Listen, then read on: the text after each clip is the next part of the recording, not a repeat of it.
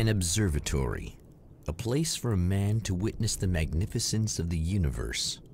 But such insights are not what the champion of light is looking for. He has come to find a weapon.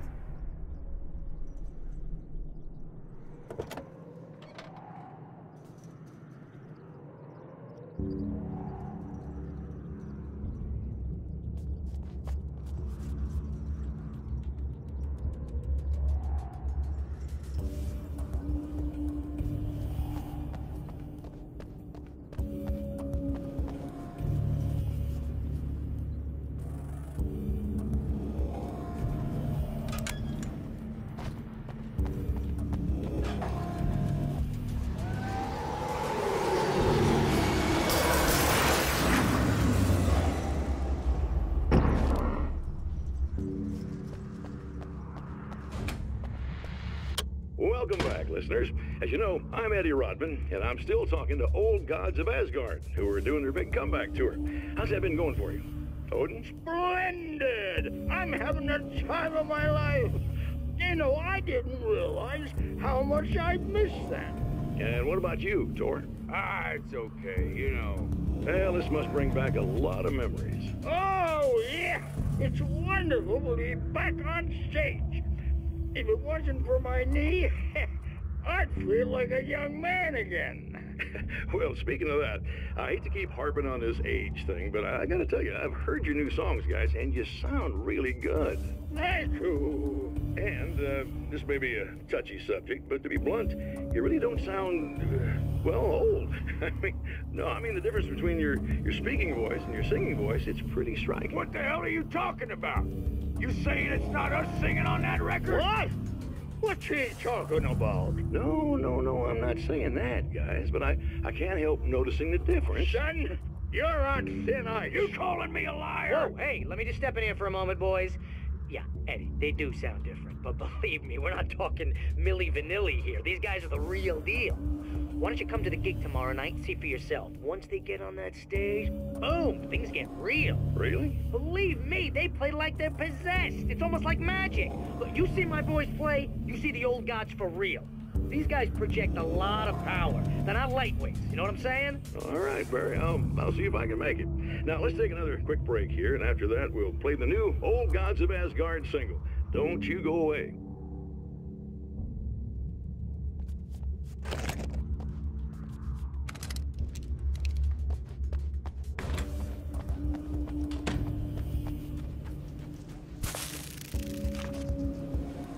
As a storyteller, my first real love was crime. And it was in that genre that I finished my first novel, starring the perpetually miserable Alex Casey, whose entire life was a wound that never healed. The books sold as fast as they hit the shelves. I wrote 5 more Alex Casey books, and they all were bestsellers. I became rich. I became famous. Success brought pressure, and I didn't handle it very well.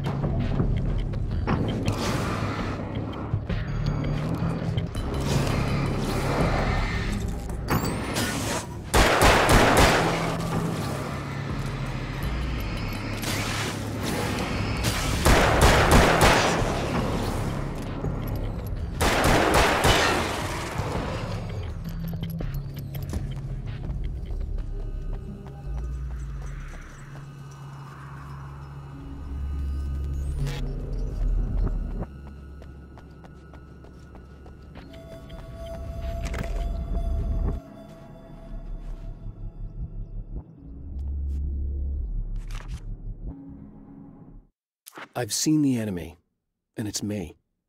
I've faced dark horrors before, things that live in the unimaginable pressures of the world beyond our own.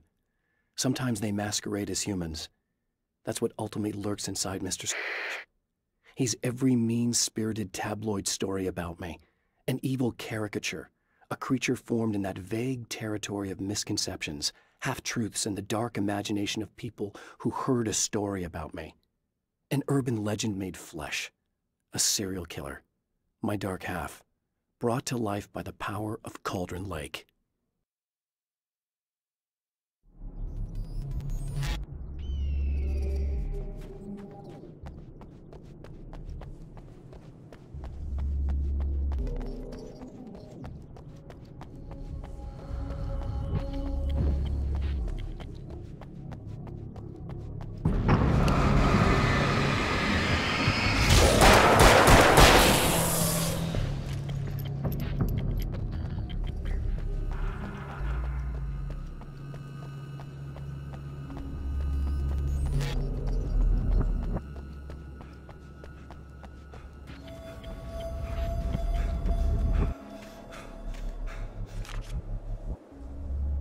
The spiders aren't really the work of the enemy.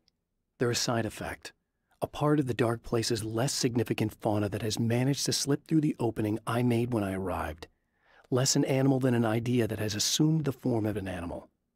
Makes them no less dangerous, but at least they're a little easier to deal with. The darkness doesn't protect them like the Taken, and thus they can be destroyed by either light or bullets right away.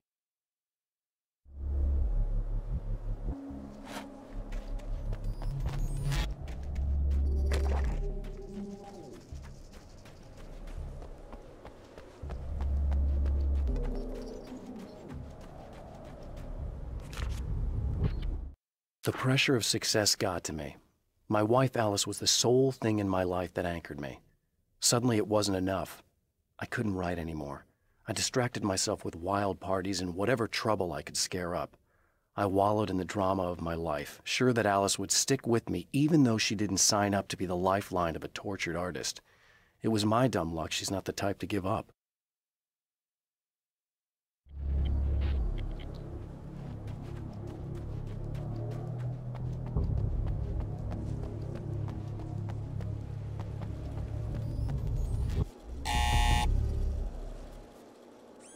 Hello?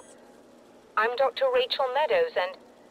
Wait a moment, it's you! I can't believe you dare show your face around here again.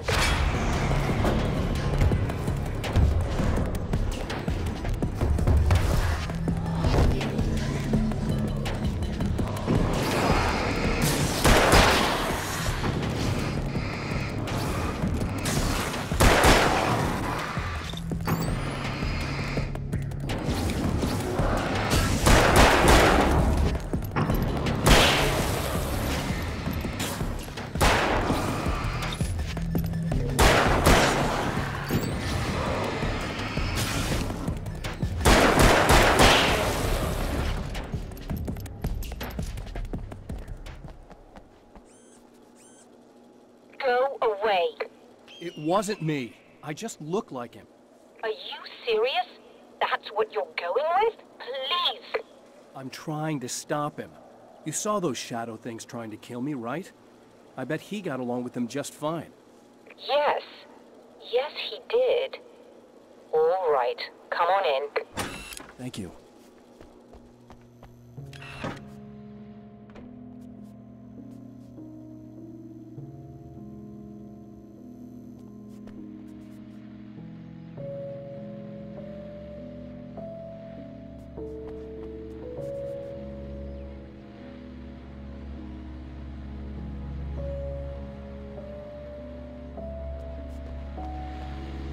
Hey, buddy. I figured I'd take a moment to talk to you. There's a party next door. I'm feeling pretty good right now. A little beer, a little fun, you know? It's nice.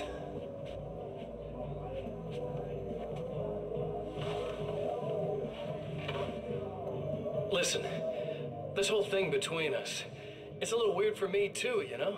I mean, we don't just look the same, there's a lot we share. I mean, up here. I know you, right? So I was thinking maybe we could...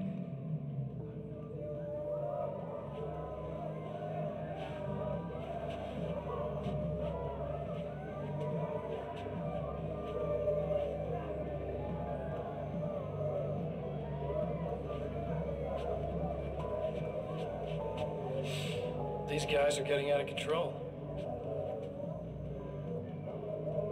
Look, I feel like we're both victims of circumstance here. And maybe we could make some kind of effort to...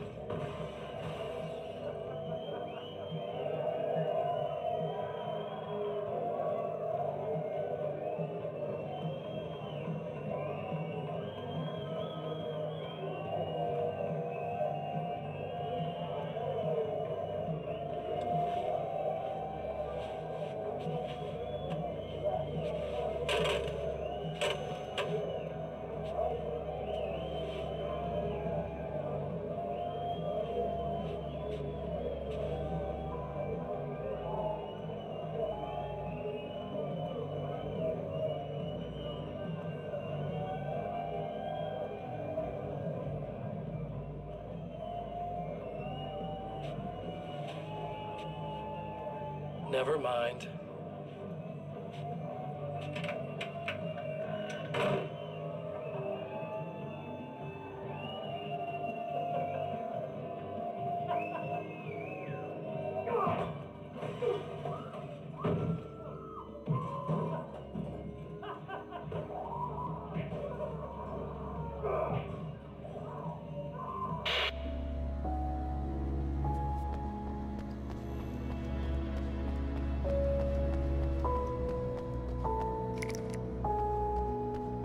Just a moment, I'll send the lift down to you.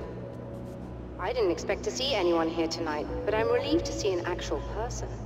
That's assuming this isn't some kind of cruel trick on your part, of course.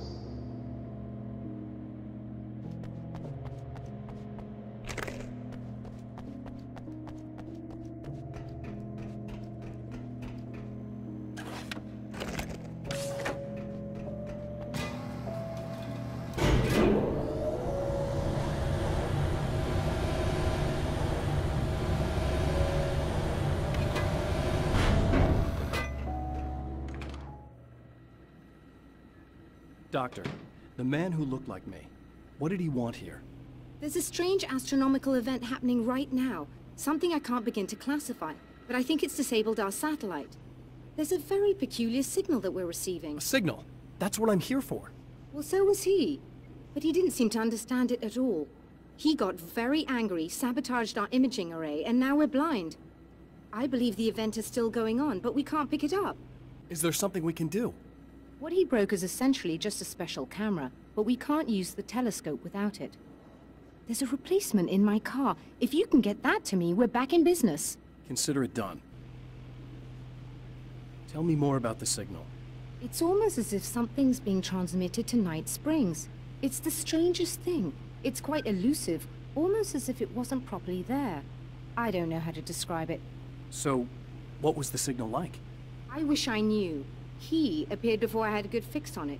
He was very pleasant when I was working, but when I isolated the signal, he suddenly forced me out of the control booth. He said it was none of my business. He seemed to change. Somehow he was very smooth and charming before that, but suddenly he became, I'm sorry. I'm not sure I want to talk about it. I have to ask, do you always wear that to work? I was at a party for a local art exhibition. Fascinating works. When I was called away by my assistant. Michael was the first to spot this event. I don't know where he is now, actually. He was supposed to bring us some food, but he never showed up. Tell me about the event. Oh, it's quite fascinating. It looks as if stars were changing, somehow. Or shifting positions. It isn't really happening, of course. Most likely it's caused by some kind of atmospheric refraction phenomenon. But I've never seen anything like it. Did he hurt you? No. He didn't quite threaten me exactly, but those shadowy things started to crawl into view, and whatever the signal was, he seemed to be extremely frustrated by it. He just started breaking things and left. I thought it best not to interfere. You were lucky. He's done much worse. Yes. He showed me a knife, and he kept talking. He enjoyed the sound of his own voice. A proper maniac. You really aren't anything like him, are you? Believe me, I try very hard not to be.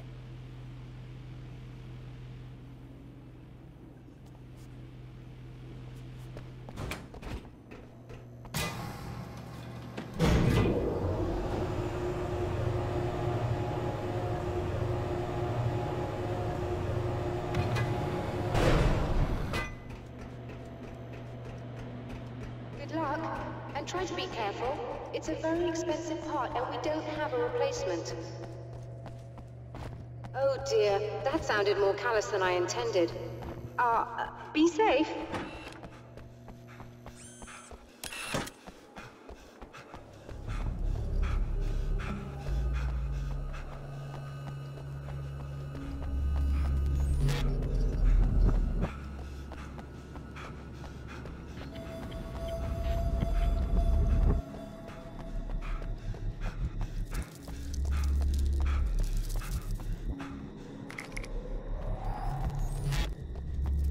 This must be her car.